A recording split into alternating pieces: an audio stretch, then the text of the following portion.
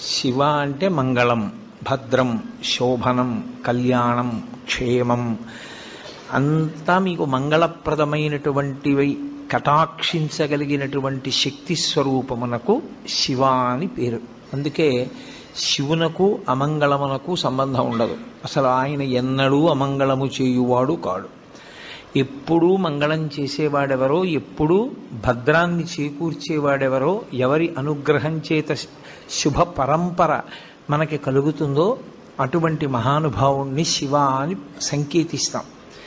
శివునకు ఒక రూపము కాదు, యథార్థమునకు అసలు పరమేశ్వరుడికి ఒక రూపం ఉంటే కదూ. కోటేశ్వరరావు అంటే ఏదో ఒక రూపంతో ఉంటాడు. పరమేశ్వరుడికి అలా ఒక రూపం ఉండదు.